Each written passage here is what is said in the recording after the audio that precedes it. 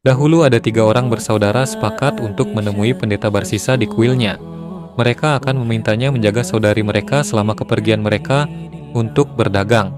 Tidak ada seorang pun di negeri itu yang dapat dipercaya untuk dititipi seorang gadis yang telah menginjak usia dewasa, selain Barsisa, yaitu pendeta dan ahli ibadah Bani Israel yang baik lagi solih. Ketiga orang itu kemudian pergi menuju kuil Barsisa, lalu mereka mengemukakan persoalan itu. Mulanya Barsisa menolak dengan alasan dirinya seorang ahli ibadah dan dia tidak mempunyai waktu untuk merawat saudari perempuan mereka. Lebih dari itu, saudari perempuan mereka pun akan menyibukkannya dari ibadah.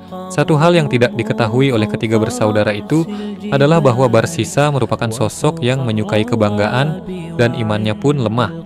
Hal itu adalah karena dia telah terperdaya. Dia mengira bahwa setan tidak mempunyai kekuasaan untuk menggoda dirinya. Barsisa yang terperdaya itu lupa bahwa anak tangga pertama untuk naik ke tingkat atas dalam hal keburukan adalah keteperdayaan. Karena perasaan inilah yang dapat membukakan pintu hati seseorang hingga mudah dimasuki setan. Setan berhasil membisiki Barsisa dan berkata, itu merupakan amal baik kepada orang-orang miskin. Oleh karena itu, setujuilah permohonan mereka dan tetap sibukkanlah dirimu dengan sholat dan ibadahmu, jauh dari wanita itu. Akhirnya, Barsisa yang terperdaya itu menyetujui permohonan iblis. Namun dia memberikan sebuah syarat, yaitu ketiga bersaudara tersebut harus membangun sebuah gubuk untuk tempat tinggal saudari perempuan mereka yang letaknya jauh dari kuilnya.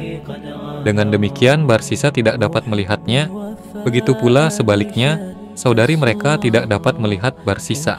Setan memiliki cara yang tidak pernah berubah dalam menipu dan mengelabui. Dia selalu membuka beberapa pintu kebaikan demi membuka satu pintu keburukan. Setan berkata kepadanya, "Betapa malang gadis itu. Kamu meletakkan makanan untuknya di tengah jalan dan kembali. Mungkin saja ada anjing, kucing, atau manusia yang mengambil makanan itu, sehingga tanpa sepengetahuanmu, gadis itu bermalam dalam keadaan lapar." Ahli ibadah Barsisa memikirkan kondisi si gadis malang itu, sehingga sholat dan ibadahnya terganggu olehnya. Akhirnya dia memutuskan untuk mengantarkan makanan itu sampai pintu gubuk dan meletakkan makanan di sana, kemudian kembali lagi dengan segera, sehingga dia tidak melihat gadis itu, dan gadis itu pun tidak mengenalnya. Keesokan harinya Barsisa bangun, kemudian dia membawa makanan itu sampai ke pintu gubuk, lalu mengetuk pintunya, dan segera kembali lagi ke kuilnya untuk beribadah kepada Allah.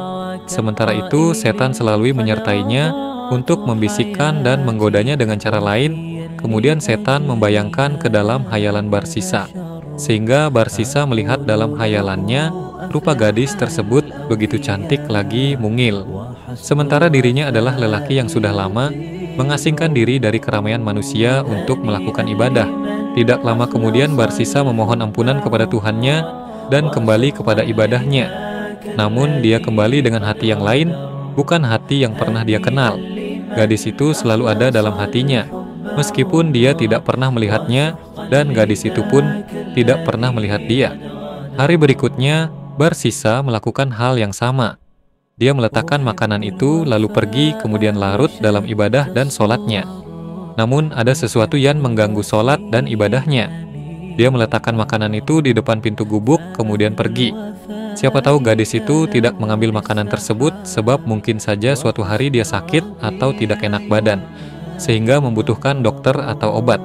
Oleh karena itulah dia berbulat hati untuk meletakkan makanan itu, kemudian saat wanita itu mengambilnya, dia akan mengawasinya dari kejauhan sehingga hatinya merasa tenang.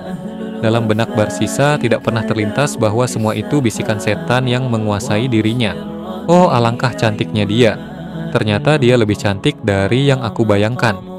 Itulah yang dikatakan Barsisa saat pertama kali melihat gadis itu, semenjak dia menempati gubuk yang bersebelahan dengannya.